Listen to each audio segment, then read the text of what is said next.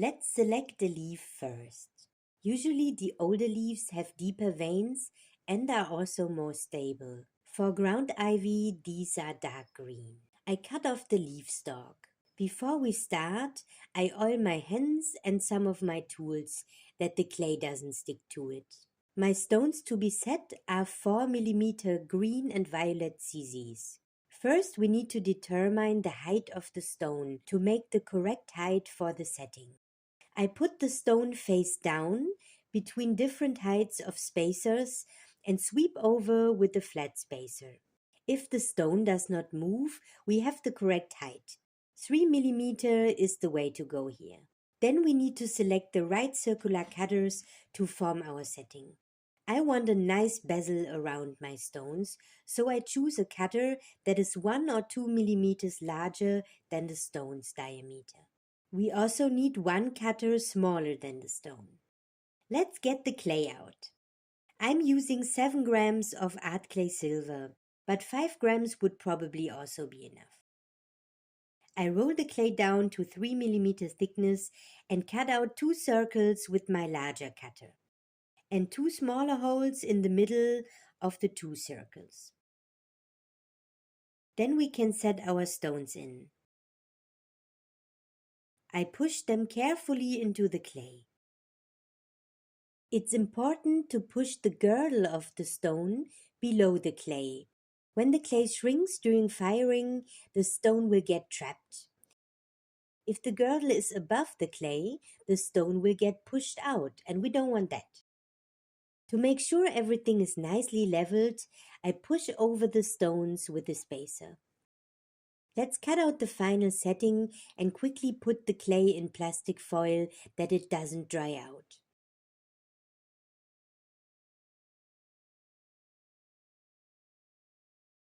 If you have small irregularities, smooth them out with a damp brush or thin paste. Then I put the settings on my cup warmer to dry. Let's make the ground ivy leaves now.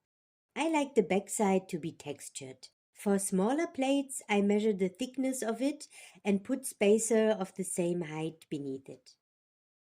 Let's roll the clay down to 1.5 mm thickness. Then I place it on the texture plate and roll it down to 1 mm thickness. We place our selected leaves on the clay with the underside down and cut it out with a needle.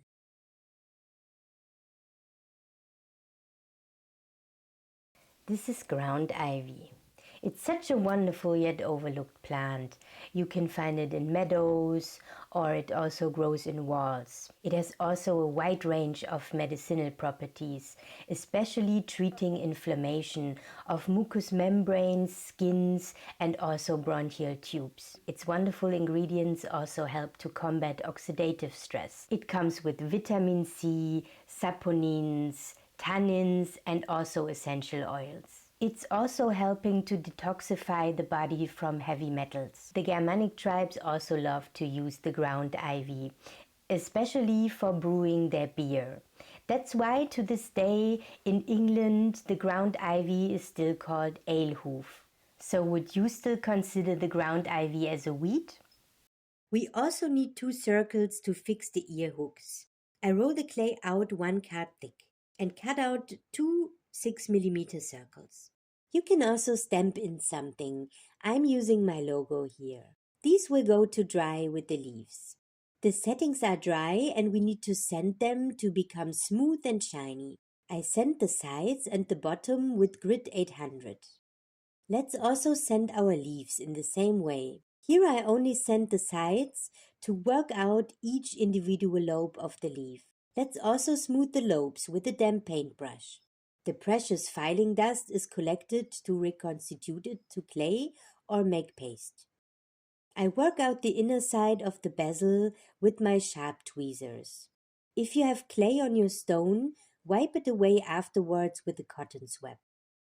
It's time to bring setting and leaf together. I want the stone to sit in the middle of the heart shape. For this, we dampen the areas to bond and also apply a tiny amount of thin paste. I turn the leaf around to make sure the hole in the backside of the setting sits in the notch of the leaf. Otherwise, no light will pass through the stone.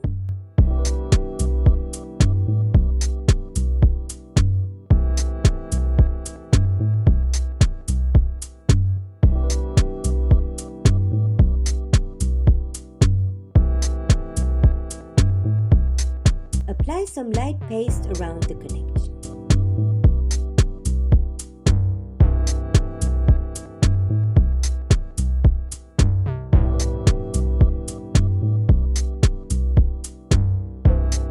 For the ear hooks, I cut 5.5 centimeters of 18 gauge fine silver wire for each hook. Round one end smoothly with a wire rounder. And then we fix the wire with thick paste.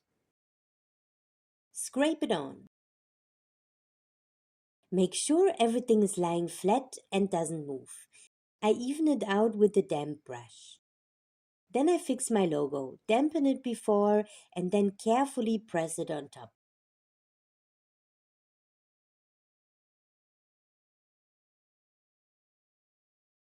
Then the sides of the circle can be blended with thin and thick paste. Now everything is dry. I sand one last time to remove any edges or irregularities.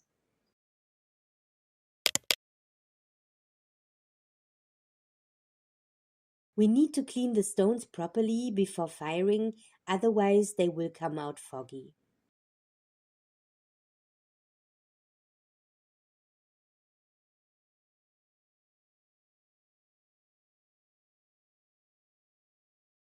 I fire my pieces with the stones down, that the intense flame doesn't hit directly onto the scissors. First, the binder burns off. Afterwards, I start my timer and fire for 10 minutes. Look for peachy rosy glow, not lemon. Lemon means melting. After firing, the matte surface is brushed away, revealing the pure silver. This is always a magic alchemy moment for me. Isn't it magic? I polish the earrings with my radial discs.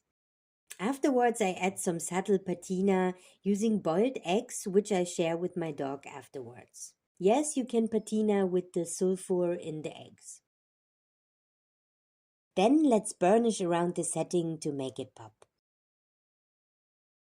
Then I form equal ear hooks with my segmented pliers and texture the hooks.